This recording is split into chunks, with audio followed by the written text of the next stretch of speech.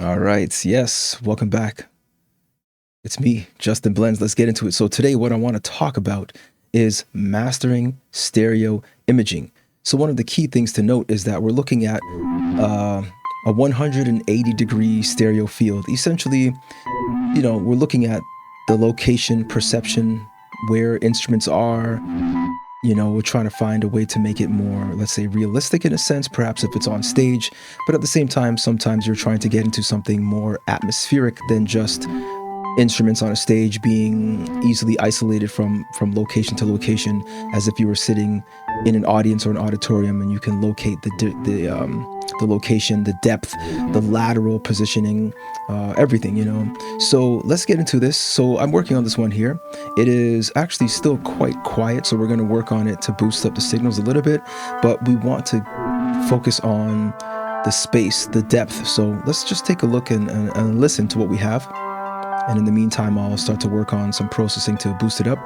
But let's just take a look at the stereo image right here with the analyzer. Okay, you can see it's a little quiet. If I were to go up here and I would just boost the gain just for now, just temporarily, boost the gain just to get those levels up a bit. There we go. We can see the stereo imaging a lot better. So the way I achieve this is in a couple of ways. First of all, as we've touched on in the past, mid-side processing, as you can see. Let me just solo this instrument here, right? You can see the mid-side processing there, and these are very dry. I'm gonna let you know, guys, I've added no sort of delay or reverb of any sort, but the main focus here is to focus on work on the positioning and the spatial elements that we want to kind of to bring out, widening a mix essentially, right? So as you see, I went into these, and a lot of them I haven't even done any type of compression on them in any way. Super young, super early in the mix, but enough to show you guys what the ideas are here. So we're going to compress these a bit, but as you see, we've got this one, the stereo width in the mid, and the highs kind of spread out, so it's not cutting straight down the middle of the mix. Let's keep going down.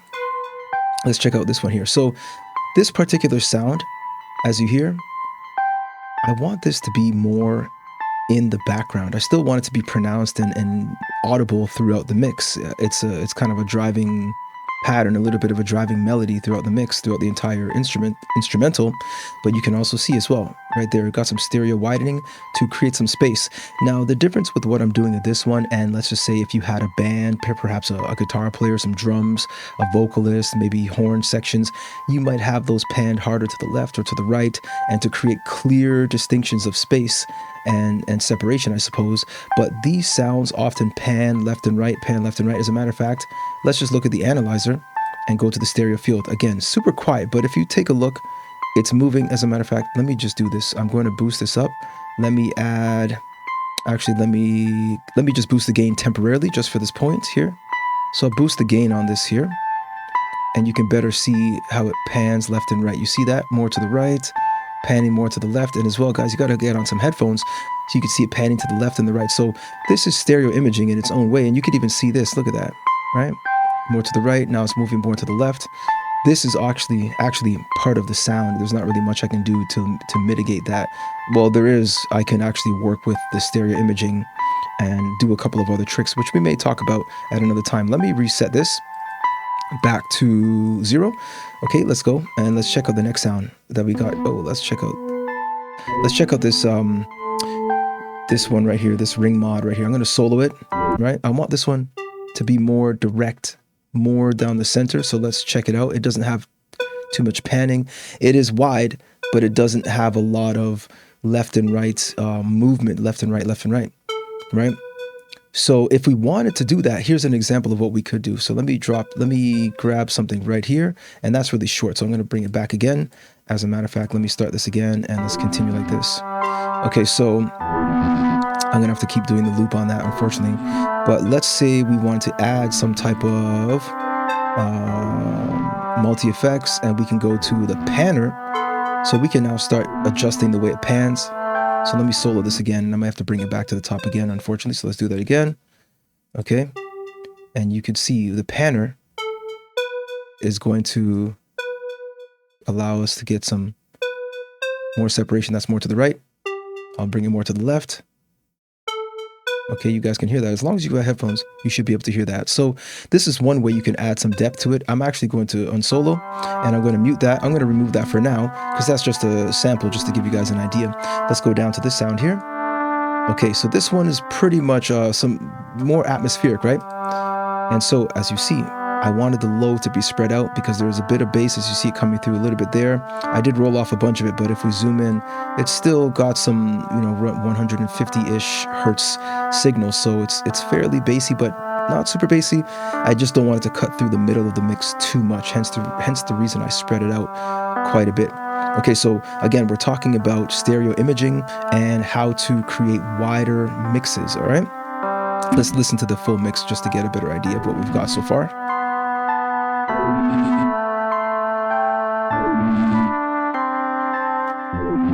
Okay, and I want this particular sound here to be more in the center. As I said earlier, I didn't want it to have too much left and right movement. It's definitely more focused to the right, as you can see here, but it's minimal, right? Minimal.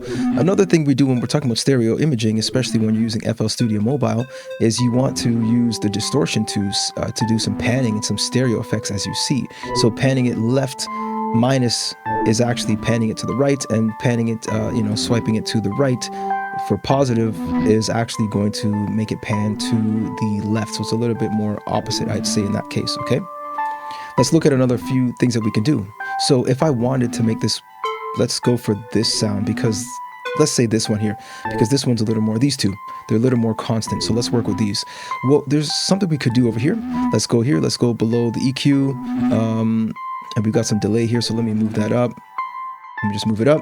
So what we can do is actually we can go to insert another plugin, and we're going to work with the Stereoizer. Okay.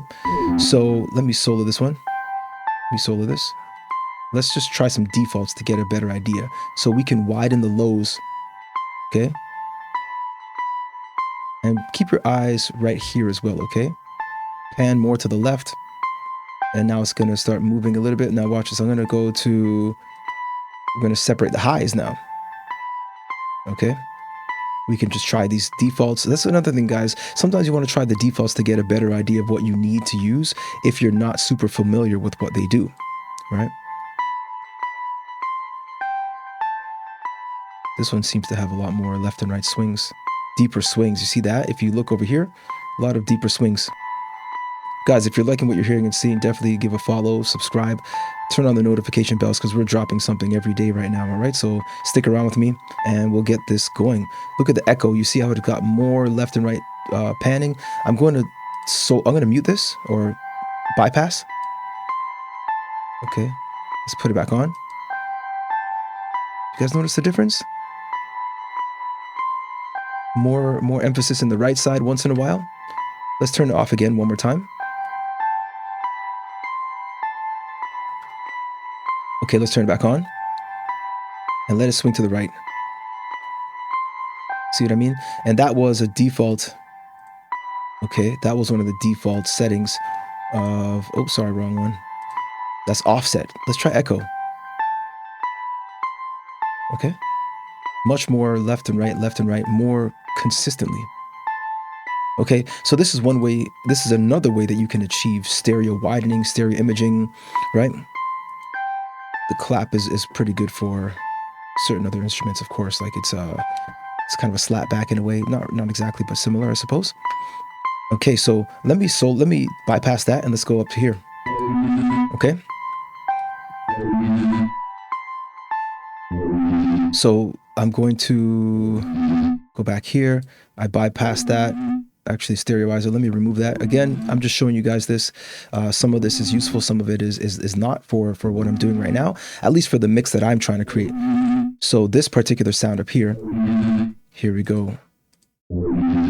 I do want this to be wide, and it's already fairly wide. Let's check the stereo image. It's pretty wide, a little more focused on the right angle. And right here, like I said, another thing is we don't have any type of reverb. There's no room going on here. Everything's pretty dry, right? I do like where this sits. Let's just take a listen to the mix.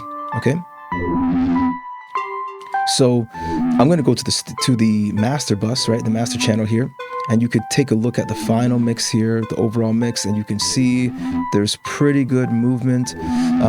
I wanted this to be more atmospheric, so like I said earlier, not super focused on instruments being in one clear-cut area or the other. Again, more about lateral space and depth of the entire mix. A lot of the sounds are moving left and right, back and forth.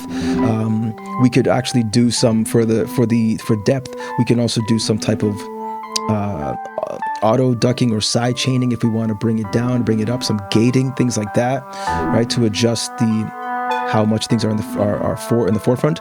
This instrument, I don't want this one to have too much. Look, it's got a lot of image to it, but as you see, it's more centered down the middle, right? You see that? And it's kind of going on a pattern right down the middle. And I want it to be like that because I want it to be more of like a vocal, like a lead in a way, a lead synth in a way. Okay, so for this one, I wanted to have a little bit more dominance in the right side. So let me go back. Let's see if I can cut this back again. Let's go right here, and we'll wrap it up in a quick moment. Let's go back here. I'm going to add a little bit of distortion to this one because I want it to cut through. It's going to get harsh. Okay, and I want it to be more to the right side. So I'm going to fade this to the left. There we go. I want it to dominate more of the right side. So again, this is more of the stereo imaging in more direct in the sense of I want this instrument to feel like it's more to the right side of your stereo image, but not so much that it's panned so far to the right. I just want there to be more of an emphasis towards the right. So guys, I really, really, truly hope that worked for you. Again, I'll quickly run over a couple of ideas. You can always use the multiband compressor to help with your mid-side processing, so that helps to create some depth or even helps to focus it in down the middle. You can also look at stuff like the Stereoizer or even the spacer, which we didn't use today. We've definitely used it in the past. There's nothing wrong with the spacer. I love the spacer. I mean, I'm just adding the spacer right now just to the whole mix, and you can increase the stereo width as you see. Let's just look here. Look how wide that is. Much wider than I need it to be, but just for the purposes of the demonstration, let's go through some of the defaults and listen to that, the stereo delay. It's kind of like a slapback delay. We could do default. So it's more of a mild experience, right? Left and right to mid side. So this should bring things, look at that. It's actually not so bad, but look how wide that goes right there. So really pushed it out into a stereo mix. Now, the beautiful thing about, here we go. See, check this out. So one day we'll go through this as well. We'll look at all these functions so we can learn about how to isolate things, do a little more mid-side processing with this spacer. So let me mute that. And guys, look, like I said, thank you so much for checking this one out. Of course, Justin Blends, guys, come back to the channel. You know, let's win together. And if you're liking what you hear, like I said, follow, subscribe, turn on notifications, and we're gonna do this, guys. All right, let's do it together, right? All the best, you guys. Take it easy.